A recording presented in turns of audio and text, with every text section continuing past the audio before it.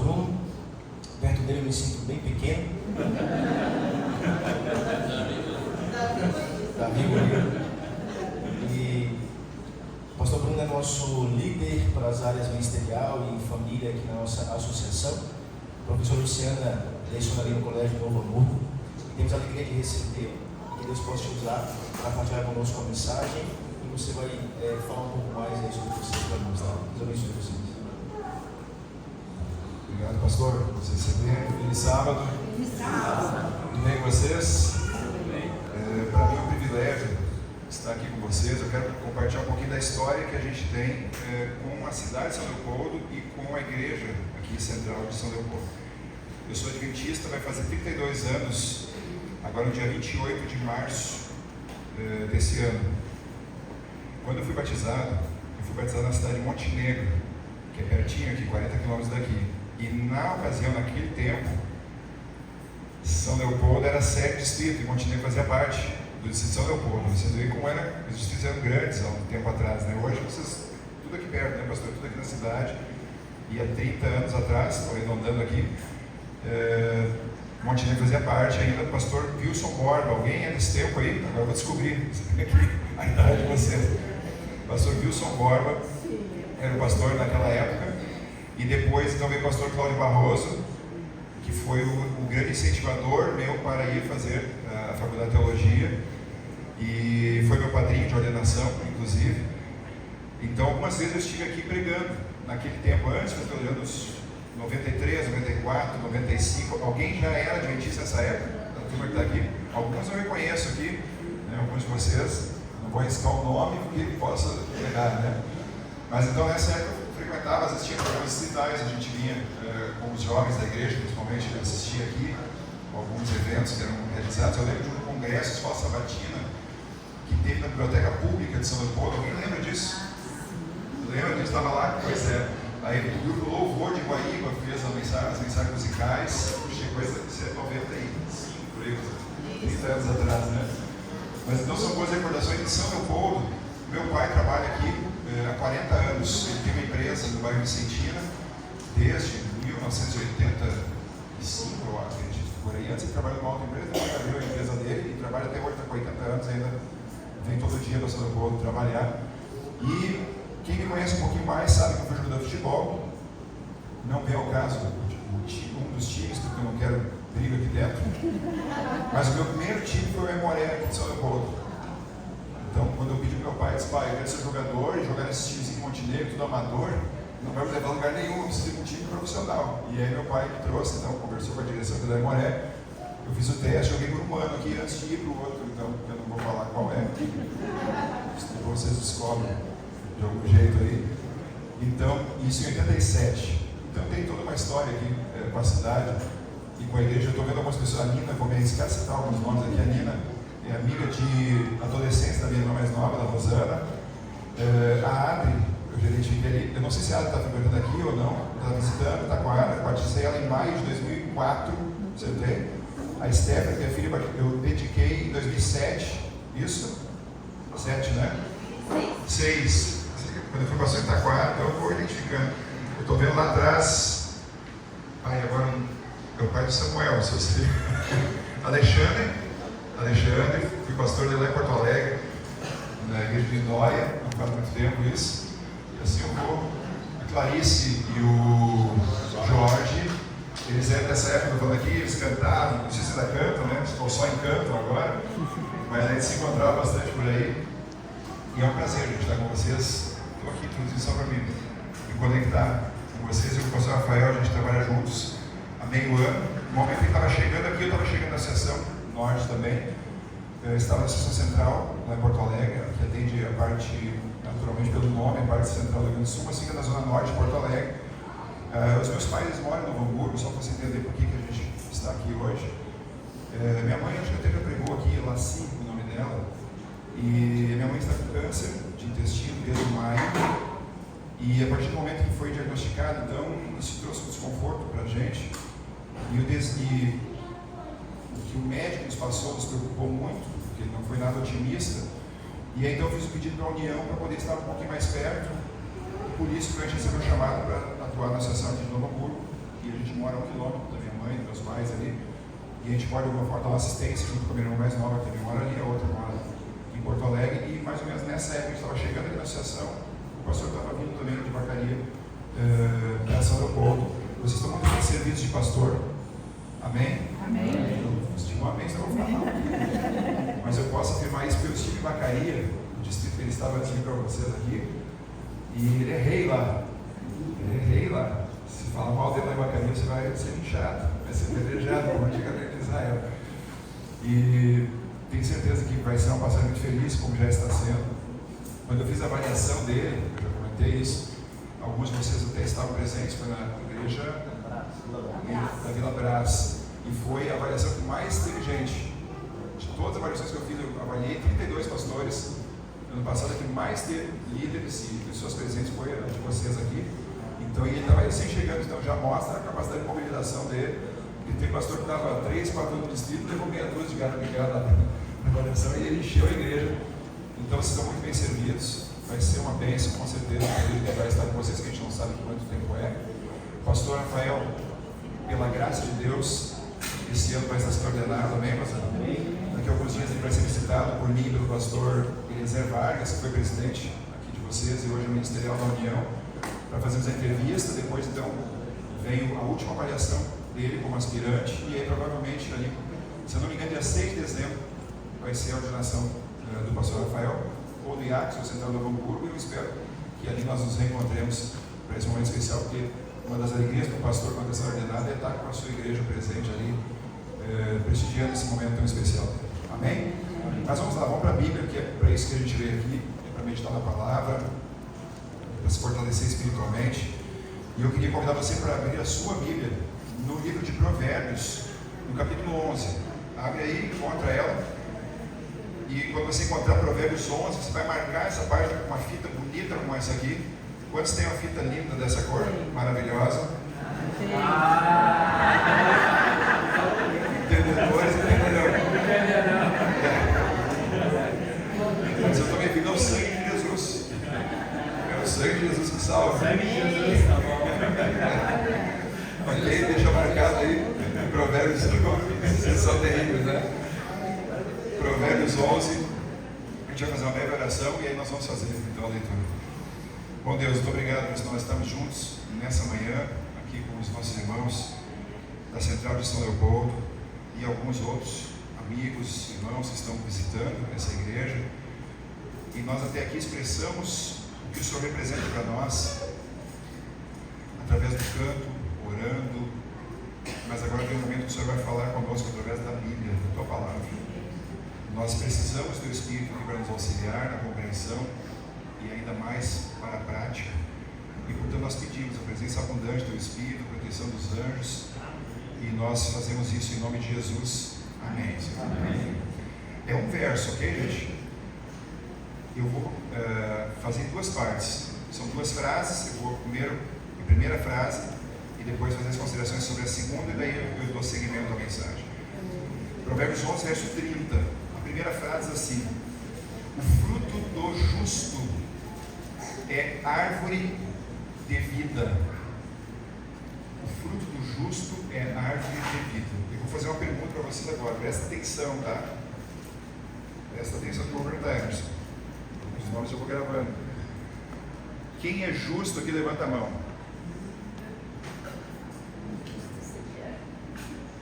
Tá, vocês estão pensando, esse pastor se acha, né? Se acha. E ele é mulher, porque a mulher, vocês não viram, mas ela levantou também. Você não é justo. Deixa eu explicar isso aqui, pastor, sempre é assim. Ainda bem que todo lugar é assim. Eu sei quando eu pergunto isso, nas igrejas que eu já peguei esse nome, eu faço a pergunta, a reação é absolutamente a mesma. Porque você lembra de Paulo lá em Romanos, dizendo, não há um justo sequer. É isso? Talvez você nem sabia que estava em Romanos, você lembra que você ouviu isso. Que não tem nenhum justo. Você está certo ou você está errado. Ok? Porque na essência, realmente, ninguém é justo, certo? Todos fomos afetados pelo pecado, perdemos a pureza, nos tornamos injustos. Então, nisso você está certo. Mas percebe que a Bíblia, muitas vezes, ela usa a expressão justo não se refere só a Jesus, que realmente foi o único justo na essência aqui na terra, concorda? Pois bem, esse verso, o fruto do justo é a árvore de vida, está se referindo a Jesus? É um texto messiânico? Até onde eu sei, não é. Quer ver um outro texto, Tiago? Ele diz assim, muito pode por sua eficácia açúcar de quem? E está se referindo a quem? A Jesus, esse texto? Não está se referindo a Jesus. Então, de alguma forma, existe alguém justo. Quem é justo? Quando a Bíblia se refere a justo, sem estar se referindo a Jesus, a quem ela está se referindo? Agora, eu vou fazer uma outra pergunta, tá? A irmã já está matando a questão. Estava sinalizando ali que ela já entendeu tudo. A senhora mesmo, de rosa aí. A outra pergunta é a seguinte: quem é que já aceitou Jesus como seu Salvador e foi batizado nas águas, aceitando publicamente Jesus como seu Salvador? Quantos? Levanta a mão alta aí. Quero ver convicção nesse negócio. No momento que você fez isso, você aceitou a justiça de Jesus na tua vida. Você não é justo na essência. Você está certo nesse ponto. Mas você se tornou justo por causa da justiça de Jesus. Amém? Então, quando a Bíblia chama uma pessoa que não é Jesus de justo, é por causa da justiça de Jesus. Então, agora você já entendeu que quando um outro pregador vier aqui, ou se eu voltar algum dia aqui e perguntar assim, quantos justos tem aqui, o que você vai fazer? Quantos justos tem aqui dentro? Ainda tem alguns que não se converteram. Ou não entendeu a explicação. Ok? Se você aceitou Jesus, você é justo pela justiça de Cristo. Amém? Por causa dos méritos dele. Então, quando a Bíblia se refere a justo para pessoas que não são pessoas de Jesus, é por causa disso. Então, agora vamos entender. O fruto do justo é árvore de vida. Salomão é o autor desse texto, como do livro de Provérbios. E o que ele está querendo dizer? Eu vou traduzir aqui essa frase, tá? Porque ela é muito bonita. Eu queria que você entendesse e absorvesse isso aqui. Ele está querendo dizer assim, ó, que a vida de uma pessoa justificada por Cristo, a vida de uma pessoa cheia de Jesus, ela vai ser um banquete espiritual, fruto, um banquete espiritual para a vida daqueles que não conhecem a Deus. Amém? Amém? Então, a minha vida cheia de Jesus, ela vai ser um alimento farto para as pessoas que não o conhecem. Através da minha vida, do que eu falo, do que eu faço, do que eu sou, eu vou levar um grande alimento espiritual para aquela pessoa que não tem um conhecimento mais pleno sobre quem é Deus. Amém, gente? Amém. Olha a importância da gente ser cheio de Jesus. A gente não só ter uma religião, ou não só a gente ter um conhecimento teórico, um assentimento mental, mas ter um conhecimento experimental. Eu vou aprofundar um pouquinho mais isso na sequência. Mas agora vem a segunda frase do texto. O fruto do justo é a árvore de vida. E agora olha só o que diz aqui. E o que ganha almas é o quê? Sábio. Uma pessoa que ganha outra para Jesus, a Bíblia considera uma pessoa sábia. Se eu tivesse feito a pergunta assim, eu até já fiz isso, esse sermão já mudei várias vezes a maneira de apresentar. Preciso começar perguntando para as pessoas assim, qual é o conceito da de pessoa sábia. E aí vem uma série de considerações que as pessoas falam, mas esse é um conceito bíblico de sabedoria. Uma pessoa sábia, ela ganha outros para Jesus. E eu vou te explicar por que uma pessoa que ganha outros para Jesus é sábia, contando uma história. Okay? Uma história que se dá num lugar bem diferente do nosso aqui. A temperatura hoje, eu calculo, a gente está com ar-condicionado, mas eu imagino, que eu andei olhando a previsão também do tempo, não sou tão sabido de tempo assim, mas está na casa dos 24, 25 graus. Se alguém tiver fácil, ele pode conferir, mas deve estar nessa faixa aí, certo? E é uma temperatura agradável, tá bom ou não tá? Tá bom, né? Claro, se desligar o ar vai piorar um pouquinho.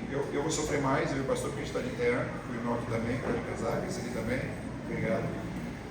Mas para quem está com a roupa mais leve vai ficar agradável. Só que essa história que eu vou dar a vocês, ela se dá num lugar onde a temperatura estava em 30 graus abaixo de zero. Alguém já foi para um lugar assim? O que você pegou de mais frio aí? Quem é que foi para o lugar mais, ainda menos aí?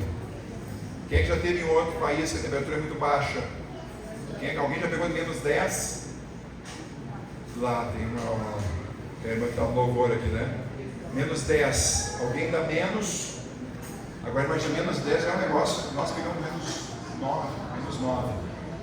Menos 30 graus. Eu vou dizer para vocês, está longe de ser a menor temperatura da Terra. chega a 70 negativo, o lugar mais frio da Terra. Então é uma temperatura média, mediana, região do Tibete, lá onde ficam as maiores montanhas do mundo, o Everest, aquela região lá. 2 homens estão passeando, conhecendo a região. Quando a gente chega num lugar novo, lugar que a gente não conhece, né, a gente é turista, normalmente a gente vai pedindo algumas informações, a gente pesquisa um pouquinho sobre o lugar, e quando a gente chega, as pessoas nativas, elas dão algumas sugestões, algumas orientações para a gente, alguns cuidados que a gente deve ter.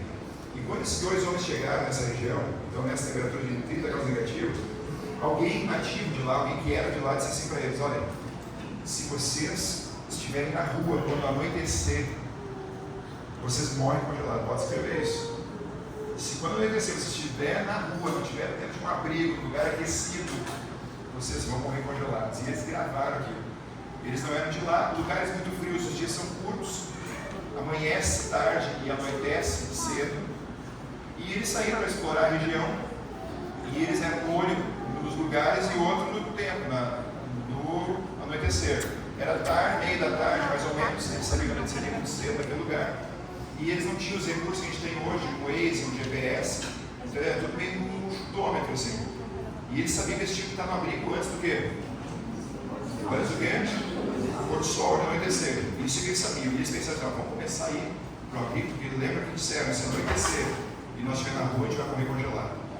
E eles começam então a ir em direção ao abrigo, e eles percebem que realmente começaram a anoitecer com uma rapidez muito diferente de onde eles eram, da onde eles eram. E eles começam a apressar o passo. Só que apressar o passo em um lugar que está 30 graus negativos, isso quer dizer que está tudo congelado, é neve por todo lado. E eu não sei se alguém já pôde andar na neve, eu estou falando neve, eu estou falando esse negocinho, esses horrorzinhos que caem em Gramado, porque às vezes sai todo mundo louco quando anuncia que está nevando em Gramado, chega lá, os floquinhos de nada. Estou falando neve que você pisa e afunda até o tornozelo. E você tentar andar rápido, isso é mais ou menos que a gente tentou andar no areião, em velocidade, ou até na praia, nas dunas, onde afunda bastante, aí dá para comparar um pouquinho. É difícil, né?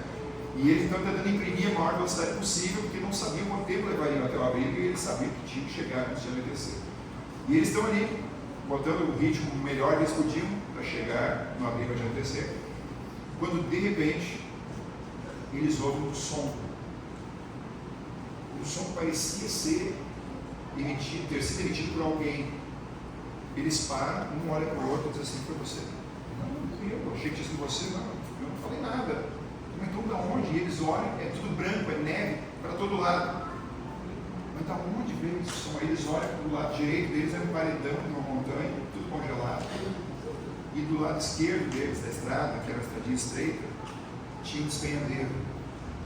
E aí eles dão uma chegada na beirada assim, olham lá embaixo, pastor, e para surpresa deles, alguém provavelmente com o mesmo objetivo deles, o caminho meio estreito, liso, por causa da neve, escorregou, caiu, e estava lá embaixo gritando por socorro.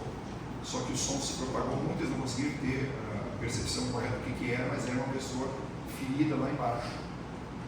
E a pessoa, quando viu que eles olharam, aí sim começou a sinalizar: socorro, me ajuda, não consigo subir, eu caí aqui, estou ferido e tal. E aí os 2 homens olham, o outro ferido lá embaixo, aí um olha para o outro, o outro olha para um, e é um dos 2 assim: olha, na minha crença, o que aconteceu com ele lá é o karma dele, é o destino dele. Eu não tenho como mudar, ele vai morrer lá, e eu tenho que salvar a minha vida. Então eu estou indo. E começou, e foi embora. E começou a ir em direção ao abrigo. Aí o outro, apavorado com o que o amigo disse, o que estava fazendo, o outro pensando com ele mesmo, falando alto, até para o amigo ouvir, eles vão se acreditar em crença. Na minha crença, eu tenho que descer lá e tentar ajudar esse camarada, nem que eu morra com ele lá embaixo. O primeiro era budista, e o segundo era o quê? Era cristão. O outro se mandou, tinha que salvar a vida dele, e o cristão começa a descer lá embaixo, para tentar salvar o homem, e a noite chegando, e ele desce lá embaixo, e você imagina o que é, você já subiu o despenhadeiro, sozinho já não é fácil. Imagina com alguém ferido que não consegue se governar direito. E aí depois de, entre aspas, perder um bom tempo, ele consegue chegar no caminho de volta, e nisso a noite vai chegando com força. Quando ele chega no caminho, ele pensa assim, ele não sabe quanto falta para chegar no abrigo, ele pensa: o que eu faço agora? Se eu levar esse homem arrastando ele vai morrer congelado. Imagina contato direto com a neve. E esse homem pensou, eu vou tentar colocar ele sobre as minhas costas e levar ele na carcunda, como a gente diz. E ele fez isso, gente. Agora você imagina andando na neve com o dobro do peso sobre você, sem saber quanto tempo, que distância você vai ter que andar, e pensando, a noite está chegando. E ele faz isso, e ele vai indo, e o pé afunda mais ainda, e vai, e ele vai andando, e daqui a pouco, gente, chega um momento que as pernas estão assim, ó, e ele já sente que não vai aguentar mais, e ele pensa assim, bom, pelo menos vou morrer fazendo bem.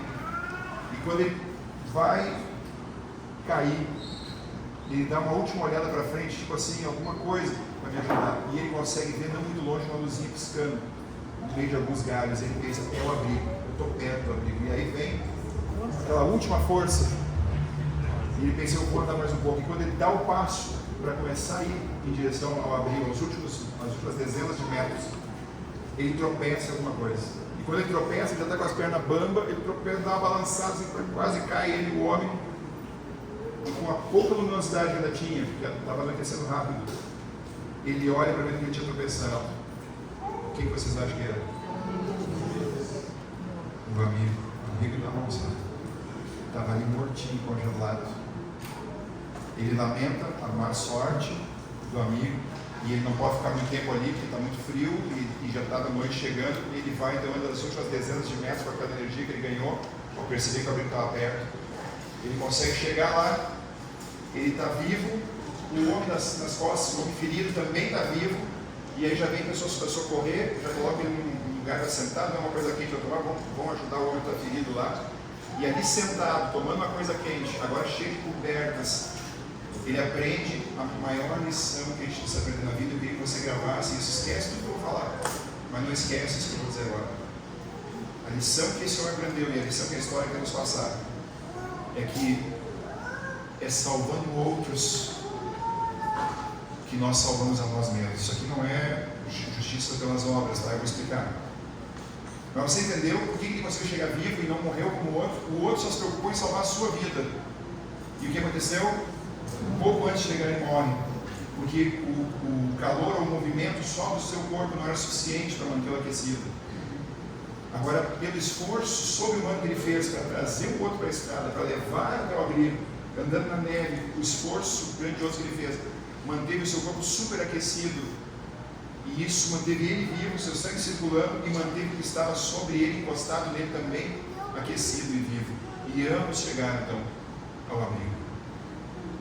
Quando a gente vive pelos outros e não só para nós, a gente consegue chegar e o outro chega também. Vou te explicar por quê. É muito simples compreender isso aqui. Vamos pensar no âmbito espiritual agora, tá? Por exemplo, quando eu trabalho para salvar alguém, é claro que a salvação é Deus que opera, mas eu sou um instrumento ali. Quando eu me empenho para tentar mostrar para alguém quem Deus é, o que representa para ela e para nós, e o que Ele quer nos dar, que é a salvação. Eu não posso dar o que eu não tenho. Então, quando eu me empenho em ajudar outros a conhecer Jesus, para poder oferecer isso à pessoa, precisa ser real para mim. Eu não posso apresentar a Bíblia se eu não conheço ela. Então, para poder trabalhar com alguém para salvá-la e apresentar a Bíblia, o que eu preciso antes? O que eu preciso fazer antes?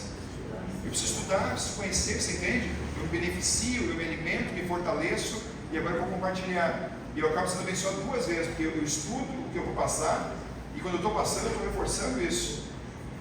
Não tem como eu querer levar uma pessoa a ter uma experiência com Deus se isso não é real para mim, se eu não tenho essa experiência. Então, para poder salvar o outro, eu preciso primeiro ter essa experiência. Porque eu vou dizer para vocês, no trabalho de conversão de alguém dentro da parte humana, talvez mais do que o que a teoria apresente, o que está escrito aqui, seja aquilo que a pessoa percebe em mim, em relação ao que eu estou apresentando para ela. Porque quando ela percebe, puxa, o que ele está me mostrando aqui, se essa pessoa está preocupada comigo, ela se interessa na minha salvação, no meu bem-estar, então provavelmente ela tem essa preocupação comigo por causa desse livro que ela está me ensinando. Então, se esse livro faz ela ser assim, uma pessoa que não se preocupa só com ela, eu quero isso na minha vida também. Vocês entendem o efeito disso no outro, daquilo que primeiro é operado em mim? E aí você consegue entender porque a Bíblia diz que quem ganha almas é sábio.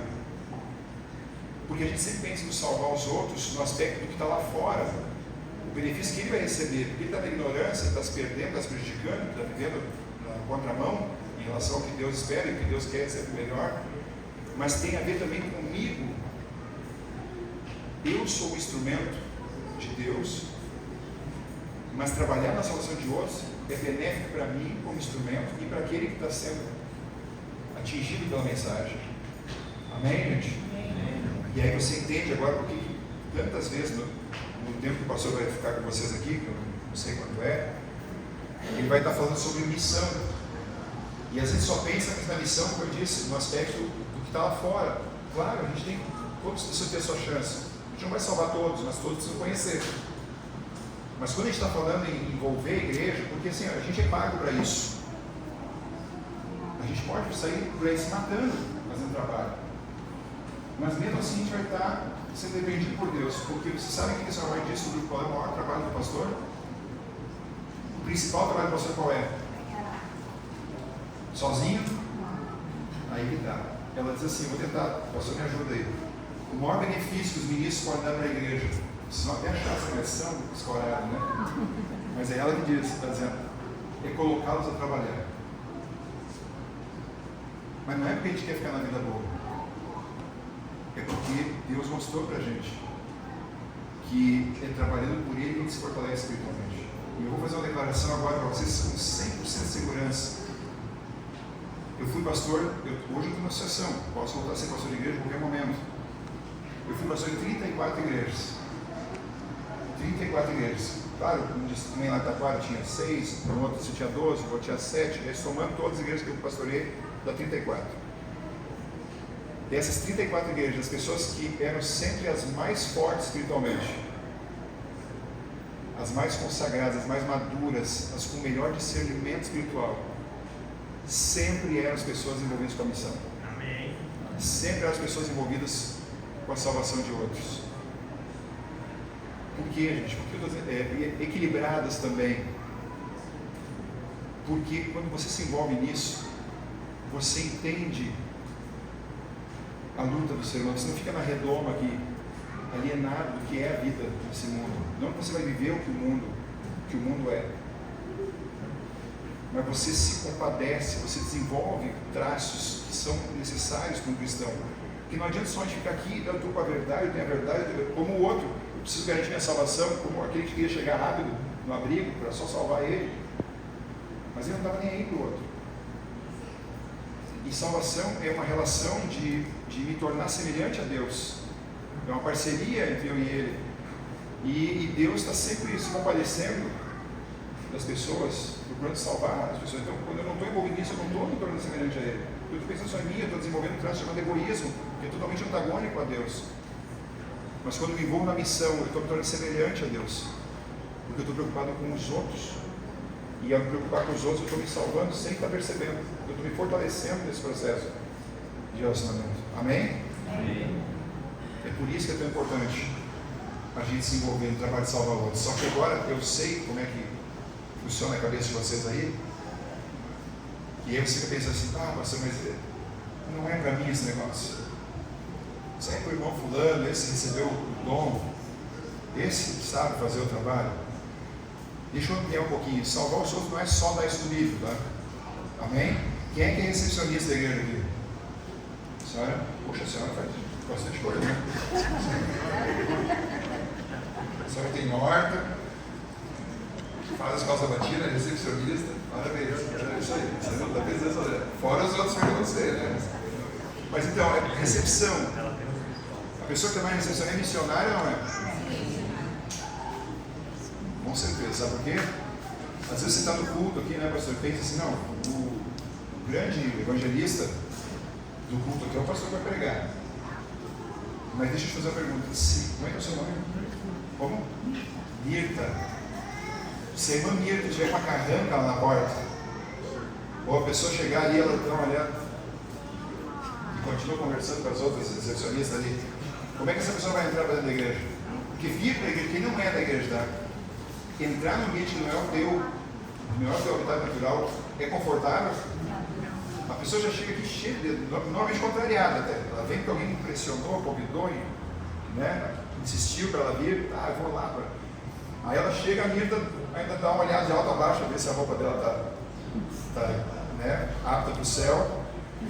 Eu só me encanta, não sei como faz isso. E aí a pessoa já entra toda errada. Ela só fica pensando na hora que vai terminar isso, vou cumprir a obrigação, vim aqui, minha amiga me pediu, eu quero ir embora, fazer meu almoço lá. Agora, vamos pensar ao contrário. E aí eu posso pegar o que for, pode ser 1 milhão aqui, a pessoa já está com o coração fechado, com preconceito, ela já entrou estragada. Agora pensa ao contrário, a Mirta, olha esse sorriso. A senhora é alemã? Não é fácil um alemão sorriso, né? É só Jesus mesmo. Eu posso falar. Aí a Mirta com esse sorrisão ali, recebe, dá um abraço, ajuda você a encontrar um lugar aqui dentro, você vai ficar à vontade, a pessoa já se sentiu, que legal, ó, cheguei na igreja aqui, a pessoa recebeu bem, agora eu vou fazer essa vai guardar a recepção, tá? Agora você que não tem função nenhuma, você pode ser um missionário ou não pode? Pense na visita, precisa ser do teu lado, nunca entrou aqui, mas foi bem recebido a Mirta. Ela já está um pouquinho mais aliviada. Aí vai ser do teu lado, ela não sabe nada do programa, aí começa aquele monte de gente falando, todo mundo junto, na escola sabatina. E ela está ali, aí tu está perto, vem cá, a gente está estudando aqui um manual, a gente chama de lição, fica comigo aqui, vamos te ajudar. Aí a pessoa, puxa, que legal, olha só, nem sabia o que estava acontecendo, a pessoa está comigo aqui, abre a Bíblia, procura o texto. Eu pergunto, está pregando o Evangelho ou não está? Quando chegar a minha vez de falar ao pastor, que vai pregar o sermão, como é que está o coração dessa pessoa em relação ao que a gente vai falar? Está escancarado. Ela pensa, puxa, que lugar, nunca me viram, não sabe quem eu sou, entrei pela primeira vez, me receberam dessa forma. Ela, que lugar especial, eu me sinto tão bem, tão confortável. E aí a mensagem entra, você entende? De todas as formas que posso tornar um ganhador de almas. A música, agora eu li meu cantor ali, não posso chamar de sonete, porque deve ficar ruim, mas é o cantor que me acompanha. Então a parte dele também, tudo vai preparando. Então cada um pode fazer uma coisa no processo de salvação de alguém. Mas a gente sempre tenta se esconder atrás disso, colocando assim, eu não tenho, isso aí é o outro que tem o dom. Não, todo mundo está envolvido nisso. O Mauro, tem alguém chamado Mauro aqui? Não é um nome tão comum mais, né? O Mauro, não está mais aqui. O Mauro, ok. Aqui em São Paulo? Foi Novo Hamburgo. Então tá bem, cidade boa. O Mauro era daqueles jovens que são privilegiados de nascer em berço de ouro e ganhar tudo imobiliário. Deve ter uns por aí, que a gente chama de Nutella, os Nutella. O Mauro, a família morava bem, ganhava bem, ele pôde estudar nas melhores escolas de São Paulo. Só que, ao contrário de normalmente o que é Nutella, ele não valoriza as coisas, os privilégios que tem. E meio que se joga nas costas. O Mauro aproveitou, ele se dedicou nos estudos, ele era o melhor aluno da classe, sempre enquanto esteve estudando, Fundamental 1, 2, médio. E quando ele termina o ensino médio, ele vai fazer vestibular na USP, que é a principal universidade federal da América Latina, ou pública da América Latina, e ele vai fazer vestibular para Direito. Depois de Medicina e Odonto, eu acho que é o mais concorrido. Eu não tenho bem certeza do que eu estou falando, mas acho que é. E aí você imagina a loucura de gente fazendo a prova e para número de vagas. O Mauro passa com facilidade na USP em Direito. Ele se dedica aos estudos, ele se forma ali no tempo certinho, não sei se é 4 ou 5 anos de Direito, não lembro disso agora. Ele conhece uma moça enquanto ele está estudando, ele se forma, eles casam e logo ela vai engravida. E os pais, que não tinham uma condição boa de vida, já deram para ele, logo faz a prova da OAB, ele passa, está apto a desenvolver plenamente o seu trabalho, e os pais dão de presente de formatura o escritório. Aí assim é fácil, né? Assim é fácil ser feliz, né? E o Mauro, gente, ele era extremamente inteligente, dedicado ao que fazia, focado. Ele se formou ali com 21, 22 anos, já estava casado, a mulher esperando já a criança. E o Mauro, por ter essa determinação e essa capacidade intelectual, em poucos anos em São Paulo, com aproximadamente 30 anos, ele era considerado um dos melhores, se não o melhor advogado de São Paulo. As empresas, grandes empresas, quando tinham causas, aquelas causas impossíveis, procuravam ele. E quando ele ganhava uma causa dessa, gente, era dinheiro para passar um ano sem trabalhar, ou até mais. E o fato é que em pouco tempo, muito jovem, o Mauro, ele construiu um patrimônio muito grande. Só que o Mauro chegou a um ponto que ele era alguém da sociedade, ele era um cara respeitado, mesmo jovem, conhecidíssimo, amigos influentes, e nesse meio é muito fácil você se corromper em algumas coisas. Ele começou a frequentar as principais reuniões sociais de São Paulo. Ali a bebida rolava, mulherada, não na hora do evento, mas às escondidas. E o Mauro entrou nessa vida aí. E ele entrou de tal forma que ele já não conseguia mais ter a mesma performance no trabalho. Ele não conseguia mais desenvolver com a mesma capacidade as suas atividades profissionais. E com isso ele começou a perder clientes. Ele começou a perder aquela fama que ele tinha do advogado que não tinha causa perdida. E ele começa a entrar também jovem ainda, com 30 e poucos anos, em um declínio profissional. E isso levou ele a uma depressão profunda. Ele entrou naquela depressão que não quer sair de casa, que não quer ver ninguém, que quer ficar trancado no quarto. Ele se sentiu derrotado, frustrado, porque ele estava numa ascendência meteórica e de repente ele começa na mesma velocidade a cair. Mas o interessante dessa história, que é verdadeira, tá? É que a esposa, apesar disso, estava com ele, permaneceu com ele, quando ele estava na boa e estava na ruim. E aí um dia o Mauro está lá no quarto, não quer ver ninguém, tudo escuro, a esposa está ali por casa, fazendo as atividades, e ele toca a campainha a portaria, né, avisa, um amigo estava lá. Ela manda subir, o amigo chega, e aí chega para a esposa e diz assim: cadê o Mauro? Ah, o Mauro está no quarto, não quer ver ninguém, está lá, fundando depressão, entupido de remédio. E diz: eu quero ver ele, eu tenho que falar com ele. Não, mas ele disse que não é para deixar ninguém. Não, mas não interessa. E ele foi, passou pela esposa e entrou no quarto do Mauro. E quando ele entrou, estava lá o Mauro num vegetal, na cama, e ele chacoalhou, acordou, cara, tem que sair dessa. Ah, como é que tu entrou aqui? Eu não quero ver ninguém, não quero saber de nada. Acabou a vida para mim. Não, não acabou. E eu vou te dizer, nós vamos te tirar daí. Tu vai na igreja comigo. Eu vou te levar na igreja. Que igreja? Não quero ver ninguém, mas eu vou na igreja. Tu vai na igreja. E eu vou te avisar hoje à noite, tal horário, não sei me lembro mais a hora, eu venho te buscar aqui. E tu vai estar pronto e nós vamos no culto hoje. Deus vai te tirar. Não sou eu que vou te tirar. Deus vai te tirar. Tu precisa de Deus. Porque tu achava que tu era Deus.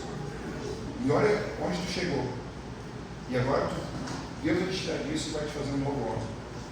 E o amigo falou isso, parece que esse profeta do Antigo Testamento chegava, botava o dedo na cara e saía fora, jogava uma fumacinha e desaparecia. E o amigo foi e falou para a esposa: tal horário eu vou buscar tu e o Mauro, vocês vão na igreja comigo. E ela ficou olhando assim e falou: já falei para ele, eu vou buscar vocês. E o amigo saiu e foi embora. Pois no horário combinado, ele chegou lá e adivinha? Estava o Mauro, a mulher é mulher, né? A mulher fortaleceu a ideia do amigo, disse assim: ele está certo, deixa eu sentir alguma coisa. Esse deles estavam prontos, foram para a igreja. Só que olha só, o amigo, antes de chegar na igreja, o amigo ligou para o pastor da igreja e disse assim: pastor, eu estou levando um amigo. O cara foi o maior advogado de São Paulo, o cara está na depressão, está lá embaixo, os negócios estão mal, ele vai dar um culto hoje comigo. Então, pastor, assim, não queria tal. O senhor faz uma menção especial da presença dele, faz uma mensagem para levantar morto, para nós tirar o Mauro do buraco. Vamos levantar o Mauro, vamos salvar o Mauro. E o pastor: pode, deixa para mim. Chegaram na igreja, o pessoal foi cumprimentando, o Mauro sentou mais na frente, assim, junto com o amigo, com a esposa. O pastor foi começar a pregar, conhecia o amigo, já deduziu quem estava do lado do Mauro. E aí, temos aqui nessa noite o nosso Dr. Mauro, advogado aqui de São Paulo. Nós estamos felizes da sua presença, é uma honra ter com a sua esposa, e encheu a bola dele, né? Fez aquele sermão exato. E no final do sermão, o pastor fez um apelo para aceitar Jesus como seu Salvador e ser batizado nas águas como Jesus foi. E fez aquele apelo e adivinha? O Mauro aceitou. Amém? Amém. O Mauro aceitou e ficou assim, falando tudo, dizendo: esse pastor, o que é isso? O cara mexeu comigo, parece que eu sou outra pessoa, eu quero batizar. Eu quero ir na porta, chegando no pastor, na despedida: pastor, eu quero te batizar. E eu, pastor, empolgadíssimo: não, vamos ter uma data, vou ligar para o senhor, nós vamos combinar e tal. E aí saiu empolgado dali e foi para casa da mulher, agradecendo a mulher por ter insistido ele na igreja, agradeceu o amigo antes, cara, eu precisava disso mesmo, estou sentindo gente de novo. E ele chegou em casa todo entusiasmado. Quem é que estava em casa? Quem é que não estava junto? Pense um pouco no início da história, quem é que não estava? A mulher estava grávida, né? Quando eles eram jovens, agora o filho estava ali beirando os 20 anos, ele estava com uns 40 alguma coisa, 40 e pouquinhos. O filho está em casa e ele chega, filho do céu. E o filho olha assim, nunca mais tinha visto o pai sorrindo, o pai entusiasmado. Ah, pai, que isso? Que alegria. Filho, fui na igreja, mas um sermão, e aceitei Jesus, vamos batizar. Ah, eu fui para abraçar. Ah, pai, que alegria, que coisa se fez bem para ti, coisa boa e tal. Só que o filho com 20 anos, o que um jovem com 20 anos já tem do seu lado? Amém? Estou vendo alguns aí, já assim, bem acompanhados, né? O filho tinha uma namoradinha, regulava com ele na idade. E a menina estava ali, ela já estava com o tempo frequentando, já tinha uma liberdade. E ela não foi tão empolgada assim com o Dr. Mauro, naquela euforia. Mas ele contou para ela e tal, e ela disse assim: Dr. Mauro, com todo respeito, quantas vezes o senhor foi nessa igreja? Não, hoje foi a primeira vez. Primeira vez que eu fui. Ah, ok. E o senhor já vai se batizar? Não, mas o pastor fez o apelo e disse: está tudo bem. Mas o senhor se sente preparado assim, para assumir o papel de um cristão, um representante de Deus? O senhor conhece a Bíblia o suficiente para poder realmente compreender o que Deus espera do senhor como sendo um seguidor dele? E o Dr. Mauro falou: né, a Bíblia não, eu sei o que o pastor falou lá hoje, eu sei que Jesus salva. Não, e está certo, mas aceitar Jesus implica em um compromisso com ele, de testemunho, de princípios. O senhor tem entendimento sobre isso? E aí, não, isso eu não tenho. Pois é, a gente, para decidir por uma coisa, a gente precisa conhecer o que a gente vai estar assumindo. Pergunta que eu faço: o que vocês acham que era essa menina? E a igreja que ele foi, você já entendeu que não era adventista, né? Mas era uma igreja que falou de Deus, ok? Dentro do que eles compreendiam. Mas a menina sabia que ele não podia dar aquele passo por impulso, simplesmente. Ele tinha que ter consciência, experiência, conhecimento sobre o que ele estaria assumindo. E aí, quando ele entende onde ele deveria chegar, não, eu estou te entendendo, tá, e como é que eu faço isso? Aí ela diz assim: não, se o senhor aceitar, eu consigo alguém fazer um estudo da Bíblia do senhor por algum tempo, algumas semanas, alguns meses. E aí, quando o senhor conclui esse estudo, o senhor vai ter um conhecimento amplo e pleno da Bíblia, o senhor pode tomar essa decisão de forma racional, consciente, madura. E eu espero que o senhor tome e mantenha essa decisão, mas com o conhecimento devido para dar esse passo. E aí ele disse assim: não, você tem razão, eu vou fazer isso. Mas quem vai me dar estudo? Não, eu consigo alguém do senhor. Quando é que o senhor pode estudar? Aí ele olha para a mulher: mulher, quando é que é melhor? Aí a mulher: domingo, então 3 da tarde. Pode ser? Tá bom, eu vou ver alguém. Domingo 3 da tarde vai ter alguém que vai estudar a Bíblia para o senhor. E aí eu vou ligar para o pastor agora, dizer para esperar um pouco lá, o pastor da igreja que ele foi. Vamos adiar esse negócio. Escuta agora, tá? Está atento aí? Está acordado? Se tiver alguém dormindo do teu lado, não tem que eu estou vendo. Se tiver, dá uma chacoalhada aí. Escuta agora. Meu cantor. Domingo, 3 da tarde. Sabe quando a gente vai receber visita? E visita que a gente não conhece. Tem aquelas visitas que seleção da casa, né? Quando é uma pessoa que a gente não sabe quem é. E um instrutor bíblico, imagina. O Dr. Mauro pensa: o cara vai saber a Bíblia para me ensinar. O cara deve ser de outro planeta. E aí disse para a mulher: arruma bem, porque vem gente grande aí hoje. E a mulher ia arrumando na sala e tal, mesa de centro, aquela coisa toda. E aí começa a dar aquele frio na barriga, né? A que hora vai chegar? Olha o relógio lá e toca o interfone. Aí o Dr. Mauro vai: não, deixa pra mim. Pois não. O porteiro: Dr. Mauro, tem um senhor aqui que disse que tem uma reunião com o senhor agora. Não, é verdade. O nome dele é Moisés? Como é que é o nome? É Moisés. Não, pode subir, deixa eu subir, tem um encontro com ele mesmo. Tem certeza, doutor? Manda subir, rapaz. Tá bom? Qualquer coisa, chama ele. Pode subir lá. Moisés entra no elevador, aperta o número do andar,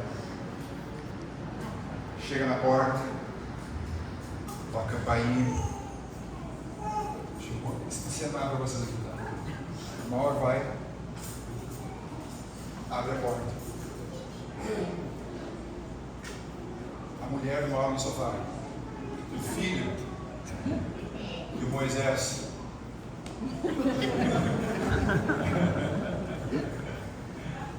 Estava escrito na testa do Dr. Mauro: preconceito. Moisés, camarada simples, aquele terninho surrado, aquela Bíblia judiada, aquela pastinha que você ganha nos encontros da associação, naquele apartamento de luxo, nobreza total, centro de São Paulo. O Dr. Mauro olha para aquele homem, não fala, mas pensa: o que isso aí vai ter para me ensinar? Mas apesar disso, ele tem educação. Ele diz: Moisés, pode entrar, fica à vontade. Moisés entra, comenta a esposa, o filho, senta naquele sofá. Sabe aquele sofá que você afunda assim, dá vontade de dormir na hora? É o sofazão da sala do Dr. Mauro. E aí fica aquele clima assim, o doutor: pois não, então, Moisés, como é que vai ser aqui? O Moisés ali clamando: a Deus, Senhor, me ajude, o que eu vou fazer aqui? Ele sentiu, ele percebeu o preconceito dele. Ele sentiu assim que estava todo mundo olhando para ele com desprezo, olhando para ele com desprezo. Ele abre a pastinha dele, ele tira as liçõezinhas, dá uma folhinha para cada um. E aí em 40 minutos ele dá o estudo bíblico. Quando termina o estudo, Moisés entrou assim, né? Moisésão levanta para ir embora aqui, ó. Peito estufado, cabeça erguida. E o Mauro que abriu a porta, como? Tá assim, ó. Se enfiando na fresta do sofá. Escuta o que eu vou te falar, tá? Não interessa o teu grau de escolaridade ou o que você faz. Se você é um adventista de verdade, quando o assunto é Bíblia, o doutor é você. Amém. O Mauro entendia de legislação, mas disso que ele não sabia nada. Nada. E o Moisésão com aquela folhinha do estudo bíblico, qualquer um de nós tem. Ele mandava abrir, lia o texto, explicava. E o Dr. Mauro assim, ó. O homem sabia os textos aqui, texto ali, e citava outro, e vai para cá, e vai para lá, e vai para Gênesis, Apocalipse. E quando terminou, o Dr. Mauro, o Moisésão saindo, e o Dr. Mauro assim: seu Moisés, já era seu, no início era Moisés. Seu Moisés, domingo que vem, se estiver bom para o senhor, estarei aqui. Então, combinado. Moisés sai, o Dr. Mauro fecha a porta, olha para a mulher e o filho diz assim: gente, o que foi isso? Quando eu vi esse homem, eu pensei: que esse homem sabe, nem lembra de saber. E olha que esse homem sabia da Bíblia, olha as coisas que ele passou para a gente. Gostei. Domingo seguinte, Moisésão chegou, chamou na bancada, na outra semana, e foi até que um dia, algumas semanas já de estudo, era uma, que hora era o estudo mesmo? Mas a 1h da tarde, 13 horas, o porteiro liga: doutor Mauro, sabe Moisés? Sim. Que horas era o estudo? 15 horas, como sempre. Estou realizando, ele já está aí, está no carro, perto do prédio aqui. Mas fica tranquilo que eu estou de olho. Se eu estou só revisando, ele está na área. Não sei porque ele chegou cedo, mas tranquilo. Na hora que ele quiser subir, a gente está em casa. Não, fica tranquilo que eu estou ligado aqui. 2 da tarde, 3 da tarde, o Moisésão sai do carrinho dele, se apresenta. O porteiro só faltou pedir para abrir a mochila, né? Liga para cima: doutor Mauro, está aqui o Moisés, manda subir. O Moisés sobe, dá o show de Bíblia. Amém. Na hora do estudo, amém? Quando termina o estudo, faz a oração, está indo embora. Quando ele está saindo, o doutor Mauro não se aguenta. Senhor Moisés, preciso fazer uma pergunta. O porteiro me avisou que o senhor está aqui desde a 1h da tarde. Por que o senhor chegou 2 horas antes do estudo? Moisés disse assim: não, doutor, é que eu vi previsão do tempo e estava anunciando que ia dar um temporal aí pelas 2 horas. O senhor sabe como é que é São Paulo, né? Se dá um temporal, ninguém mais anda. E aí, para não ter risco de falhar o nosso estudo, eu saí de casa meio-dia, dá 1 hora da minha casa até aqui. Eu cheguei a 1 para 3 horas, está certinho aqui para a gente poder fazer o estudo. O doutor Mauro pensou assim: quem é que sacrifica um domingo inteiro praticamente, para dar um estudo bíblico para alguém que tocou tanto o coração dele, e ele disse: muito obrigado, Senhor Deus. Pode ter certeza que valeu a pena o seu esforço. E Moisés foi embora, e o Dr. Mauro olhou para a mulher e disse: gente, que isso?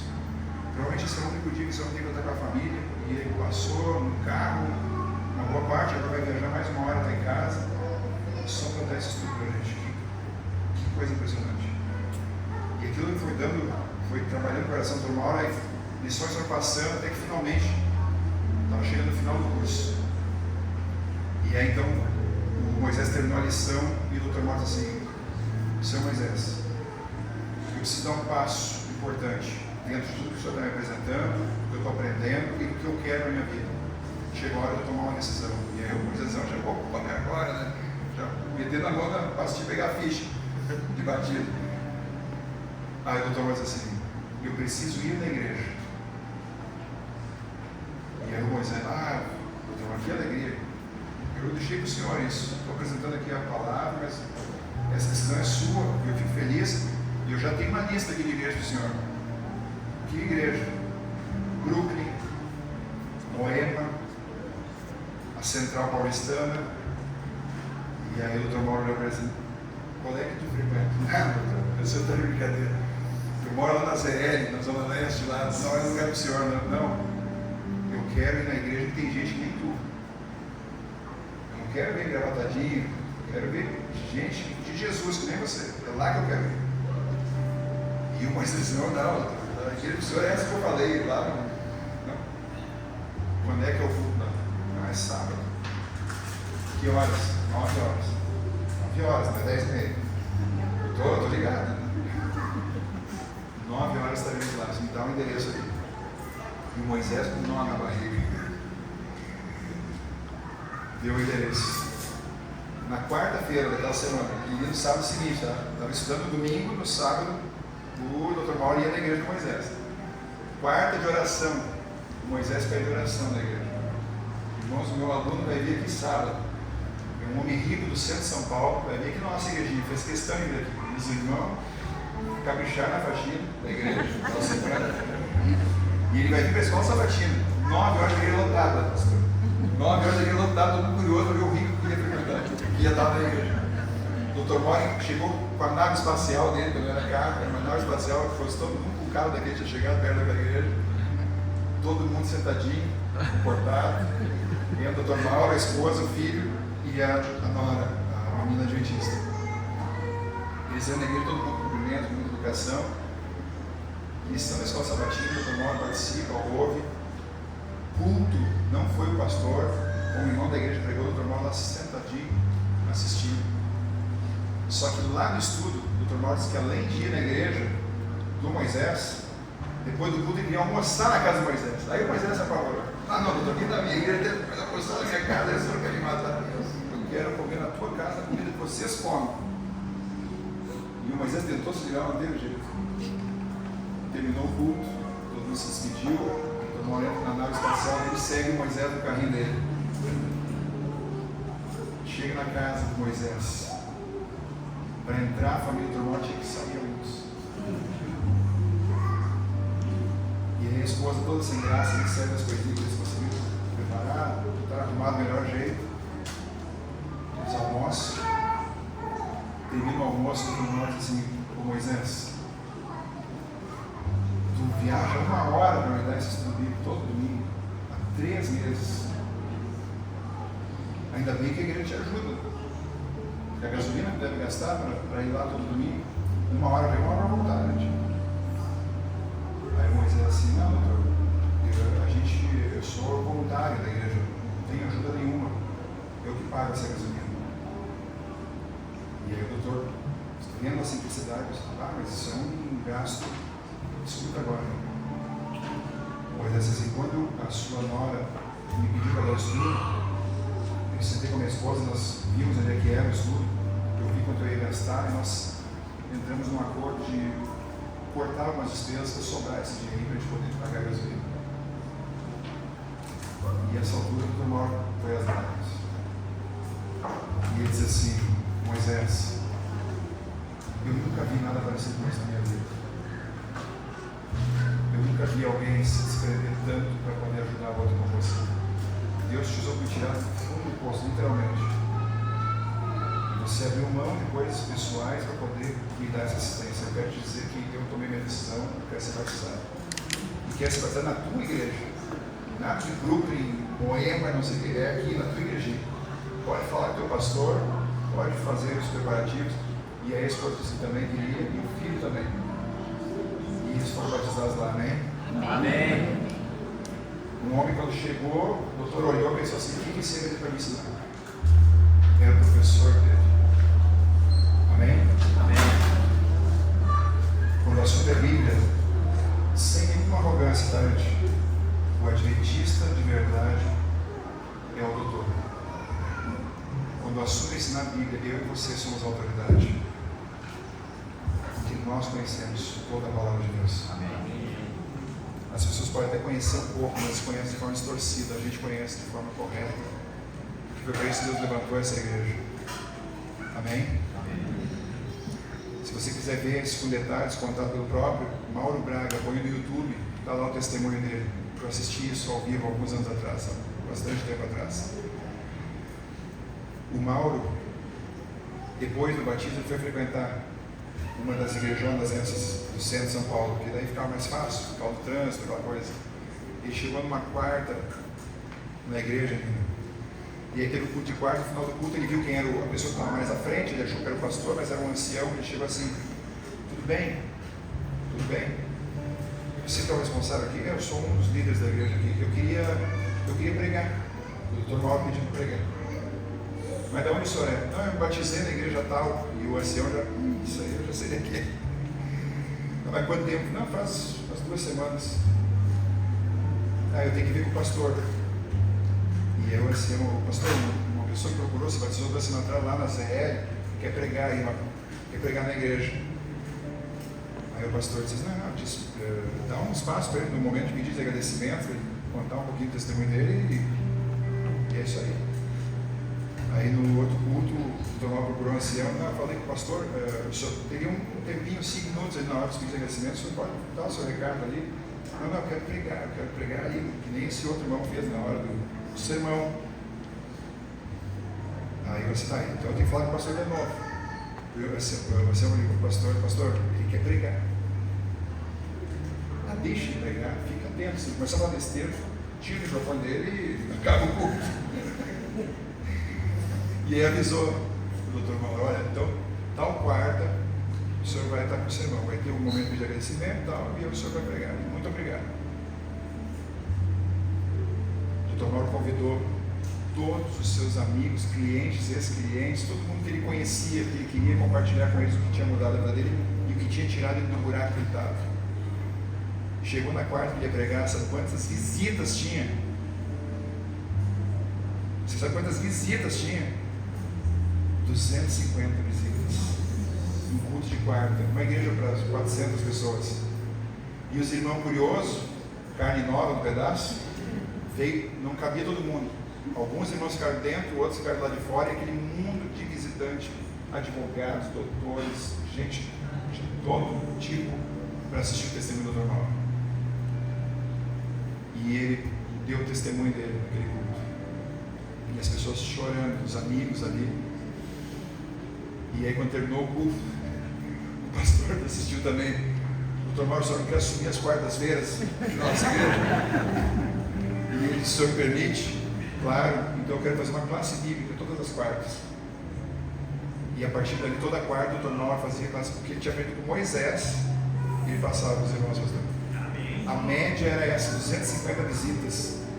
Ele botou a esposa como secretária e ela fazia contato com todos, lembrando do programa na quarta noite. E toda quarta aquela igreja repleta, cerca de 100 deles no final da série foram batizados. Amém. Agora vamos lá. Como é que tudo isso começou? Como é que tudo isso começou? Primeira pessoa chave nesse processo: o amigo. Deus pode usar, mesmo as pessoas não têm a luz completa, mas são sinceras naquilo que acreditam. Amém? Depois, quem é que entra em cena? Isso aqui é muito importante. A jovem. Eu estou olhando aqui, estou pregando, estou vendo os jovens, gente. Não entenda que pouca idade significa menos responsabilidade ou menos capacidade. Se você der o teu melhor para Deus, Deus pode te usar poderosamente. Não importa se você tem 16, eu estou olhando aqui, imaginando 14, 13, errei? Mais ou menos. Não é? 12, cara, Deus pode te usar. Ainda mais que você em Barcelona, você está casar, cara, não. Você não identifico daqui. Deus pode usar se a gente se coloca nas mãos dele, qualquer pessoa com qualquer idade, amém? E depois entra o Moisésão, homem simples, terninho surrado, morador de uma região humilde, mas que deu o melhor para Deus. Aí depois de alcançar essa outra galera da elite, aí sim, aí Deus usa o doutor Mauro.